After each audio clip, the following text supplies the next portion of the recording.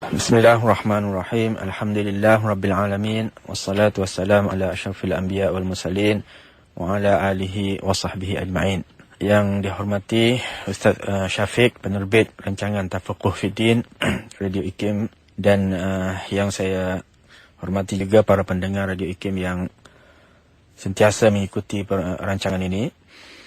Kita akan teruskan lagi pembacaan terhadap teks Abu Hanifah, kitab Al-Fiqh Al-Akbar dalam bidang akidah, yang merupakan antara teks terawal yang ditulis dalam bidang akidah, yang merupakan juga sumber ataupun asas kepada aliran, satu daripada aliran Ahli Sunnah wal Jamaah, iaitu aliran Al-Maturidiyah. Dalam teks yang lalu kita membincangkan bagaimana Imam Abu Hanifah menekankan tentang sikap kita ataupun pandangan Ahlussunnah wal Jamaah terhadap golongan ataupun umat Islam yang melakukan dosa. Dinyatakan sebelum ini bahawa kita tidak akan mengkafirkan ataupun kita tidak menghukum kafir kepada mana-mana Muslim dengan hanya dosa-dosa ataupun dosa-dosa besar yang mereka lakukan, selagi mereka tidak secara jelas menzahirkan kekufuran itu. Dan juga kita baca sebelum ini juga bahawa Abu Hanifah menyebut wassalatu khalfi kullu birrin wa fajirin minal mu'minina jaizah, bahawa salat di belakang setiap umat Islam yang baik ataupun yang fasik ataupun yang melakukan maksiat di kalangan umat Islam itu adalah harus. Ini manifestasi kepada sikap dan pandangan Ahli Sunnah wal Jamaah yang tidak mengkufurkan. Sebab apabila seorang itu dikufurkan, maka solat di belakang dia pastinya tidak sah. Tetapi apabila diharuskan, maksud kita tidak menghukumkan mereka kafir, walaupun secara kualitinya masih ada imam-imam ataupun imam-imam solat yang lebih baik, yang tidak terlibat dengan maksiat dan sebagainya. Dalam teks yang seterusnya, masih lagi dalam konteks perbincangan yang sama ataupun dalam isu yang seakan sama, Imam Abu Hanifah menyebut wala naqulu innal mu'mina la tadurruhu adh-dhunub wala naqulu innahu la yadkhulul jannah la yadkhulun nar wala naqulu innahu yakhludu fiha wa in kana fasiqan ba'da an yakhruja minad dunya mu'minan. Walaupun kita tegaskan tadi bahawa kita tidak mengkufurkan ataupun tidak menghukum kufur umat Islam yang melakukan dosa, hatta dosa besar sekalipun selain daripada syirik, ini tidak bermakna bahawa kita mengatakan bahawa umat Islam itu boleh ataupun dibenarkan melakukan dosa, ataupun kita mengatakan bahawa dosa yang mereka lakukan itu tidak memberi kesan, sebarang kesan terhadap iman ataupun kualiti iman seseorang itu. Cuma kita perlu tegaskan di sini apakah kedudukan sebenar golongan yang fasik ataupun golongan yang terlibat dengan pelbagai maksiat itu. Apakah sikap kita dan apakah pandangan Islam terhadap mereka, dan macam mana kita sepatutnya berinteraksi ataupun melihat golongan ini. Pertama sekali kita katakan bahawa dosa yang dilakukan sebagaimana yang disebut oleh Abu Hanifah tadi, dosa yang dilakukan oleh setiap pelaku di kalangan umat Islam pasti akan memberi kesan. Pasti ada kesannya terhadap seseorang itu. Kesan dosanya, kesan terhadap keimanannya, terhadap kualiti keimanannya, terhadap kesempurnaan imannya, itu memang berlaku, memang ada apabila seseorang itu melakukan dosa. Dan mereka pastinya akan dibalas, mereka akan dihisap, mereka akan dicatat perbuatan-perbuatan mereka itu, dan akan dihisap, dibalas oleh Allah SWT di akhirat nanti, setimpal dengan apa yang mereka lakukan, setimpal dengan maksiat yang mereka lakukan jika mereka tidak bertaubat sebelum meninggal dunia. Itu suatu yang jelas di sini ditegaskan. Wala naqulu innal mu'mina la tadurruhu adh-dhunub. Itu jelas bahawa mukmin itu pasti akan terkesan dengan dosa-dosa yang mereka lakukan.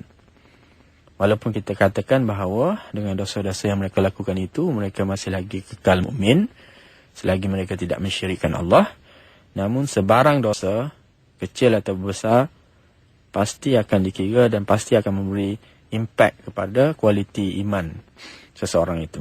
Hasil daripada dosa ataupun maksiat yang mereka lakukan itu, mereka akan dimasukkan ke dalam neraka setimpal dengan dosa yang dilakukan. Itu secara dasarnya itulah kaedah ataupun kedudukan pelaku-pelaku maksiat ataupun dosa itu. Setiap dosa akan dikira, setiap dosa akan dihisab, dan setiap dosa akan menerima kesan dan akibatnya di akhirat nanti, iaitu neraka ataupun setimpal dengan apa yang mereka lakukan. Cuma selagi mereka beriman, selagi mereka masih ada iman dan mereka meninggal dunia dengan iman, mereka tidak kekal di dalam neraka tersebut kerana iman yang mereka miliki itu. Oleh itu kita perlu ingat, menjaga iman itu adalah amat penting. Di samping kita berusaha untuk mempertingkatkan iman dengan pelbagai amalan, dengan pelbagai ibadat yang akan menjauhkan kita, akan membebaskan kita daripada api neraka. Penegasan bahawa umat Islam itu kekal ataupun tidak kekal dalam neraka, umat Islam yang melakukan dosa ataupun yang terlibat dengan maksiat itu tidak akan kekal di dalam neraka, walaupun mereka akan dimasuk ke dalam neraka akibat amalan ataupun kemaksiatan yang mereka lakukan itu. Ini kerana selagi mereka ada iman dan mereka mati dalam iman, tidak syirik, tidak kufur, maka semua umat Islam yang sedemikian ataupun mukmin yang sedemikian masih lagi dilihat dari perspektif kita Ahlussunnah wal Jamaah termasuk di dalam kalangan mereka yang berada di bawah rahmat Allah SWT, di bawah rahmat kehendak Allah ataupun yang disebut sebagai masyiah. Ini berdasarkan firman Allah SWT, innallaha la yaghfiru an yushraka bihi wa yaghfiru ma duna dzalik liman yasha wa yaghfiru ma duna dzalika liman yasha.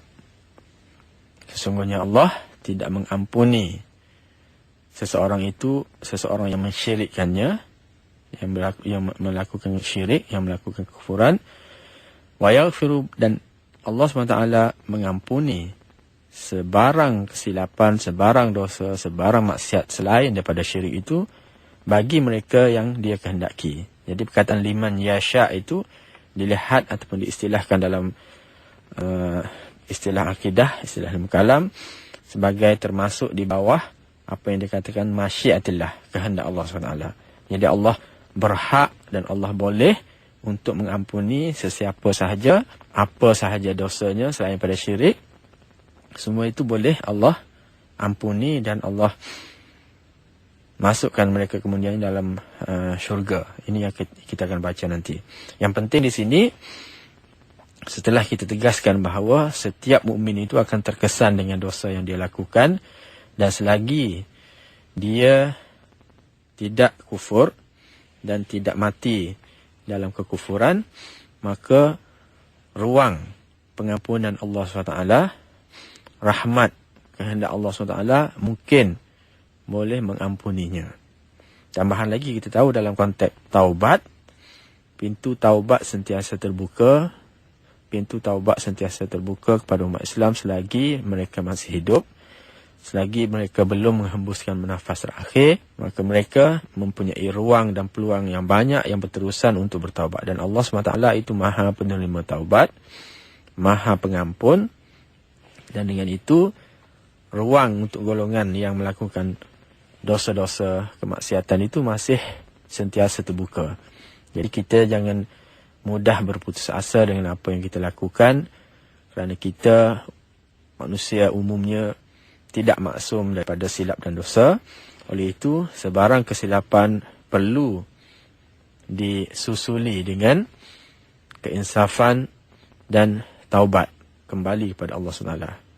Dengan itu, insya-Allah, ruang untuk Allah SWT mengampuni dan merahmati kita dengan keampunannya itu terus wujud, dan insya-Allah kita akan ada peluang untuk kembali dan diadili seadilnya di akhirat nanti. Semua perkara-perkara ini memberi banyak pengajaran sebenarnya kalau kita lihat. Ia mengajar dan mengingatkan umat Islam agar mereka tidak mudah menghukum kufur.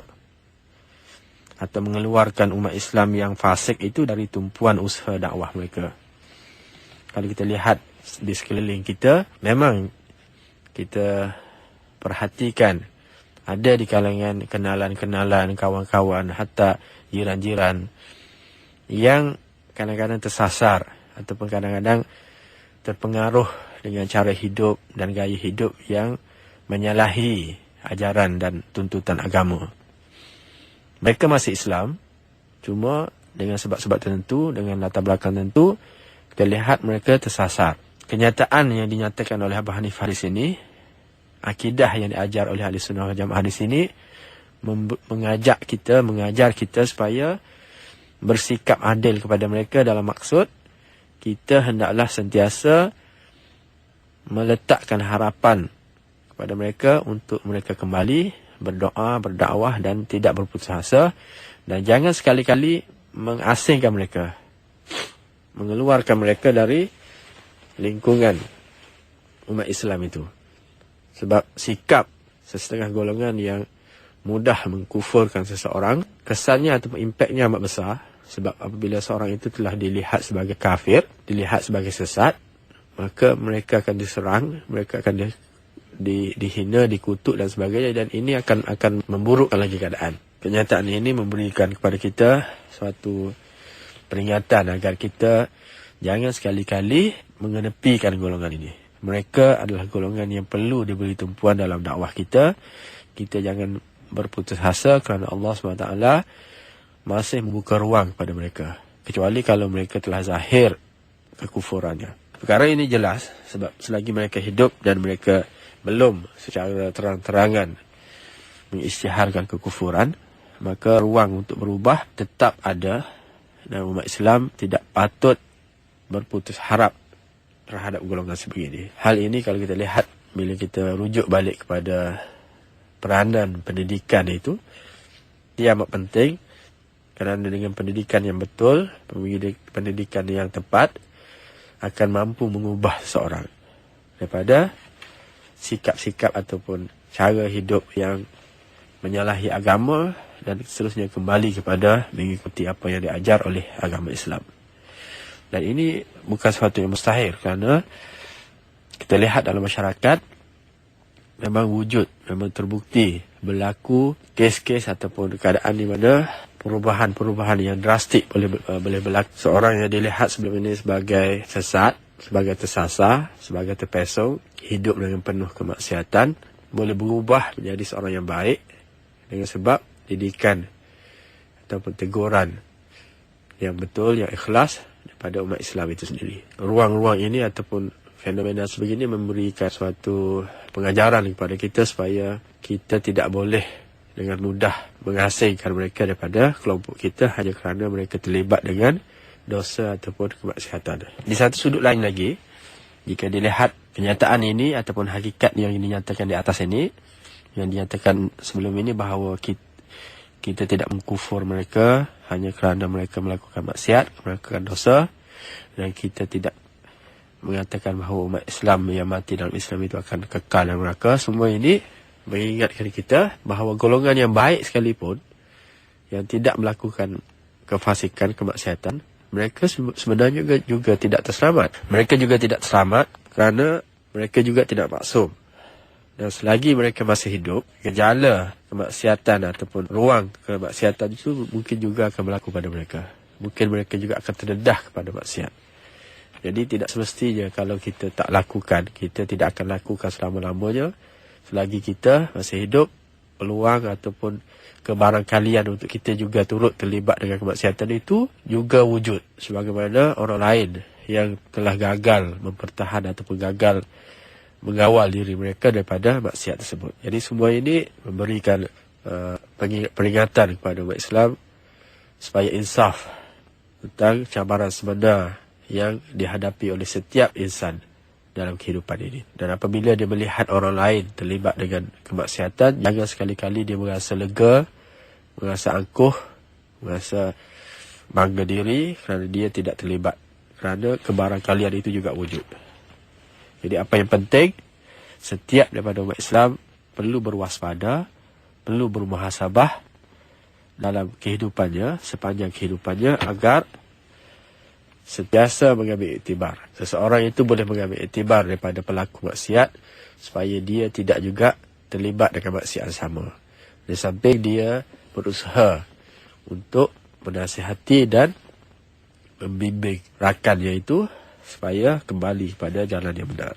Itu antara pengajaran yang kita boleh lihat daripada kenyataan ini, dan dari sudut akidahnya kan supaya tidak menghina, menghukum seseorang itu dengan kekufuran, dengan hanya mereka terlibat dengan dosa, walaupun dosa itu dosa besar.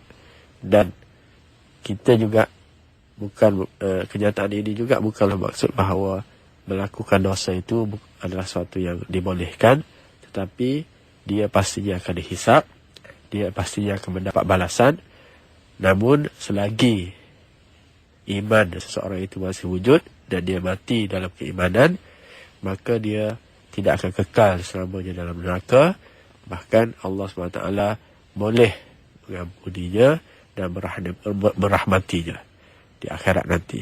Dalam teks yang seterusnya, Abu Hanifah menyebut, wala naqulu inna hasanatana maqbulatun wa sayyi'atana maghfuratun ka qaulil murji'ah, walakinna naqul man amila hasanatan bijami'i syara'itiha khaliyatan 'anil 'uyubil mufsidah wal ma'anil mubtilah wa lam yabtuluha bil kufri wal riddah hatta kharaja minad dunya mu'minan fa inna Allah la yudhi'uha bal yaqbaluha minhu wa yusibuhu alaih. Kurang daripada isu tadi juga, Abu Hanifah menyebut bahawa kita tidak mengatakan bahawa segala kebaikan yang dilakukan oleh umat Islam itu diterima dan segala keburukan yang dilakukan juga diampuni, sebagaimana pandangan golongan murji'ah. Apa yang kita katakan ialah barang sesiapa yang mengamalkan kebaikan dengan segala syarat-syaratnya dan bebas daripada bentuk-bentuk ataupun perkara-perkara yang boleh membatalkan ibadat ataupun kebaikan tersebut, seperti kufur, riddah dan sebagainya, dan dia mati dalam keimanan, sesungguhnya Allah SWT tidak sekali-kali akan mensia-siakan amalan tadi. Bahkan insya-Allah Allah akan menerima amalan tadi sebagai kebaikan, dan Allah akan menghisap seadilnya serta membalas segala amalan tersebut dengan balasan-balasan yang setimpal. Semua ini adalah selaras dengan apa yang dikatakan sebagai hakikat insan yang tidak maksum itu. Sebagai manusia yang tidak maksum, kebaikan dan keburukan itu akan sentiasa berlaku pada diri insan. Manusia akan terlibat dengan kedua-dua aspek ini. Mereka berpotensi untuk melakukan sama ada kebaikan ataupun keburukan. Sebarang sikap, sebarang perbuatan yang mereka lakukan itu adalah suatu yang bukan mustahil, suatu yang harus pada manusia yang sifatnya tidak maksum. Walaupun mereka telah beriman kepada Allah, dengan sekadar iman tidak menjamin, tidak menjadikan mereka maksum daripada sebarang kemaksiatan. Jadi oleh itu, sebenarnya yang saya nyatakan sebelum ini, umat Islam tidak boleh merasa lega ataupun leka dengan kehidupan yang dilalui, kerana setiap amalan baik. Oleh itu, umat Islam tidak boleh merasa lega ataupun leka dengan kehidupan yang dilalui, kerana setiap amalan baik ataupun buruk itu akan sentiasa dihisap. Sebab itu, Abu Hanifah tegaskan tadi, wala naqulu inna hasanatana maqbulah wa sayyi'atina maghfurah. Kita tidak katakan bahawa keburukan kita secara pasti akan diterima oleh Allah SWT, dan keburukan kita ataupun perbuatan-perbuatan maksiat yang kita lakukan secara pasti akan diampuni Allah SWT. Ini semua adalah suatu isyarat agar kita tidak mudah merasa lega sebagaimana yang dinyatakan, dan sentiasa mengharapkan rahmat Allah SWT agar menerima amalan yang kita lakukan dan mengampuni dosa yang kita tersasar atau silap dalam melakukannya. Sebab mengharapkan rahmat dan keampunan Allah itu sesuatu yang perlu dan wajib diusahakan oleh umat Islam, kerana kita perlu meletakkan harapan yang penuh pada Allah SWT kerana dialah yang mampu memutuskan sama ada untuk menerima amalan kita ataupun mengampunkan dosa kita. Jadi mengharapkan dosa dan mengharapkan rahmat Allah SWT itu adalah suatu tuntutan dalam agama. Kita boleh berusaha, bersungguh-sungguh untuk cuba sebaik mungkin melaksanakan tuntutan agama, dan selebihnya sama ada dari segi perkara itu diterima atau tidak, kita harapkan, kita serahkan kepada Allah SWT. Jadi ini suatu yang juga dituntut, kerana dari segi akidahnya kita tidak boleh menganggap bahawa Allah SWT itu wajib dan mesti menerima segala amalan kita, ataupun wajib dan mesti mengampunkan segala dosa kita. Amal Hanifah sebut, walakin naqul man amila hasanah, siapa yang melakukan kebaikan bi jami'i syara'itiha, dan dengan segala syarat-syaratnya, khaliyatan 'anil uyubi wal mufsidah wal ma'anil mubtilah, dan sunyi daripada segala keaiban yang boleh merosakkan amalan tersebut, dan makna-makna hal-hal batin, hal-hal kerohanian yang boleh membatalkan amalan tersebut. Itulah yang perlu kita usahakan. Apa yang kita boleh usahakan adalah melaksanakan amalan-amalan yang baik sebaik mungkin, dan merujuk kepada amalan-amalan yang baik ni, kita perlu lihat, kita perlu faham baik itu adalah baik berdasarkan apa yang syarak tentukan. Sesuatu amalan itu dianggap sebagai baik apabila syarak menentukannya sebagai baik, bukan semata-mata kerana akal kita melihatnya sebagai baik. Selain itu, baik juga perlu difahami dalam arti kata ibadat-ibadat yang sabit dalam agama, ibadat-ibadat yang telah diterima, yang telah ditentukan, yang telah ditetapkan oleh agama.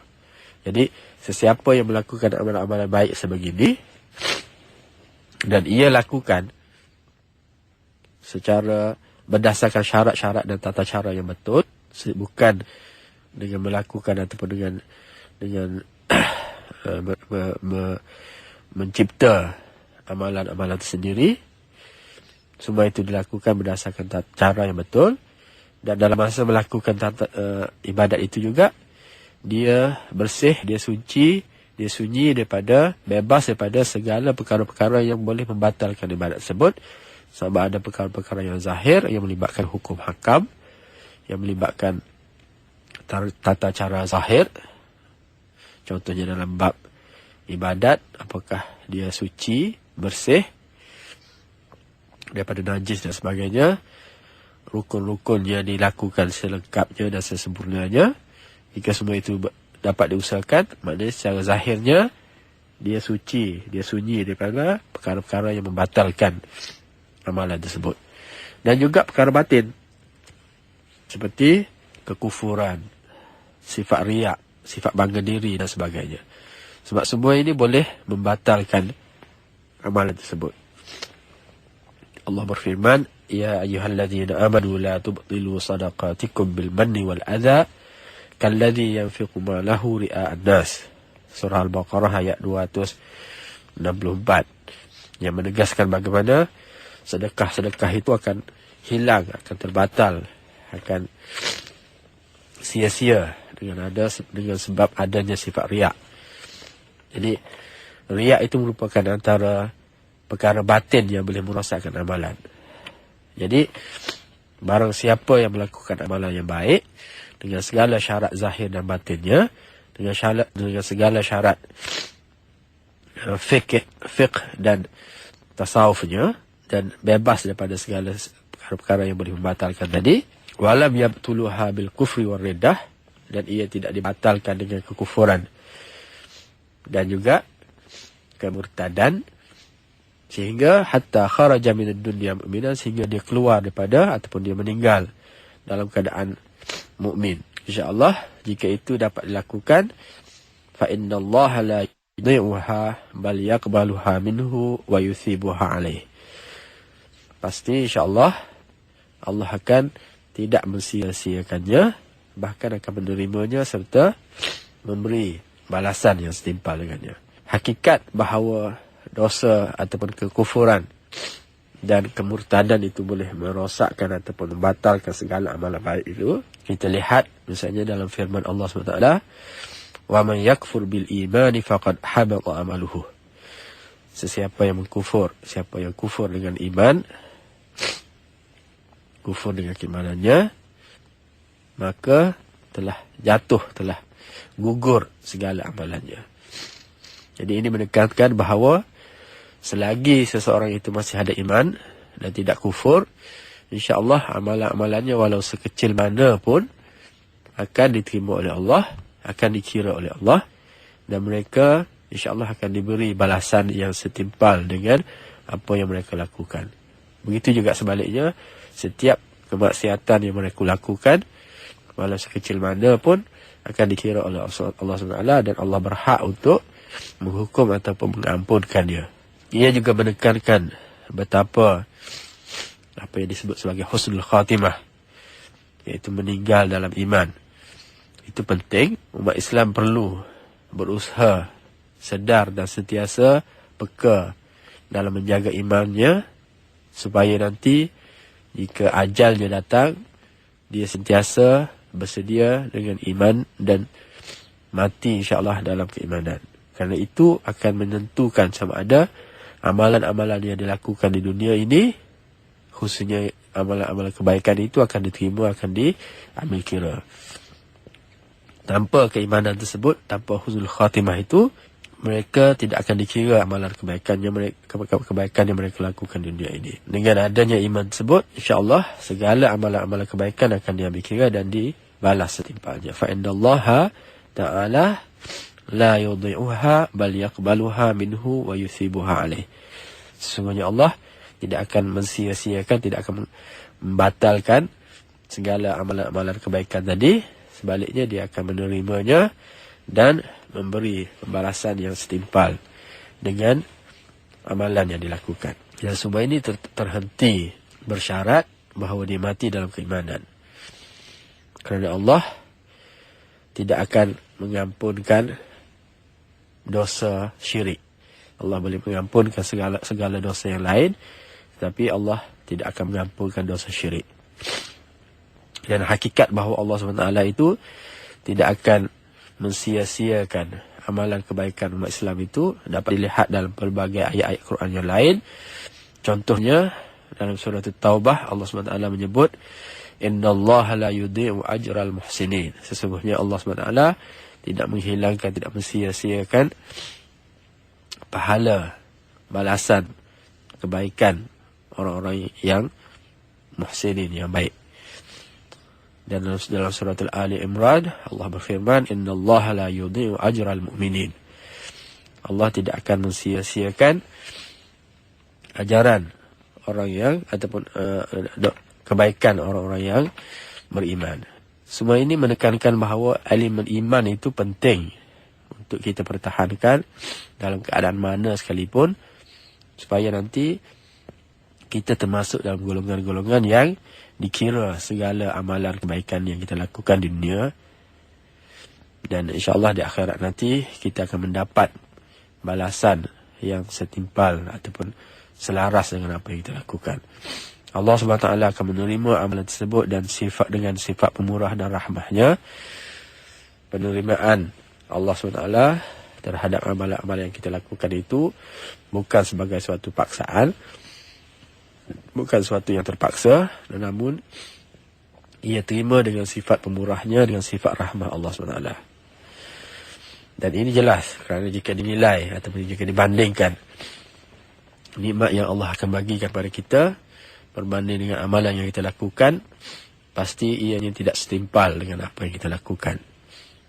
Sebaliknya, rahmat Allah ataupun nikmat yang Allah bagikan kepada kita di akhirat nanti, ekoran daripada amalan-amalan yang sebenarnya terlalu sedikit yang kita lakukan di dunia ini, amat tidak setimpal dari segi jika dibandingkan. Rahmat itu jauh lebih tinggi, rahmat itu jauh lebih bernilai berbanding dengan amalan yang kita lakukan. Dan semua ini adalah kerana sifat rahmat Allah, sifat kemuliaan Allah, sifat karam Allah, pemurah Allah dan sebagainya. Allah akan membalas setiap amalan baik tersebut bukan suatu kewajipan, namun berdasarkan sifat adil dan sebagaimana dan berdasarkan apa yang dijanjikan oleh Allah melalui ajaran yang dibawa oleh Nabi Muhammad SAW. Semua ini penting kita fahami dan kita hayati dalam konteks kita mendorong ataupun memotivasi diri kita untuk sentiasa melakukan kebaikan, sentiasa berharap kepada Allah, meletakkan harapannya sepenuhnya kepada Allah, tidak angkuh dengan amalan yang kita lakukan, tidak bangga dengan amalan yang kita lakukan. Semuanya tertakluk kepada ketentuan Allah SWT di akhirat nanti untuk menerima dan mengampuni dosa kita. Termasuklah maksiat. Walau sebesar mana sekalipun, selagi ianya bebas daripada sebarang unsur syirik dan kufur, maka ia masih lagi tertakluk kepada ketentuan kehendak Allah SWT, masyiah yang Allah nyatakan di atas. Dan insyaAllah dalam teks yang seterusnya kita akan baca ataupun huraikan lebih panjang lagi tentang perkara ini. Wabillahi taufik wal hidayah. Wassalamualaikum warahmatullahi wabarakatuh.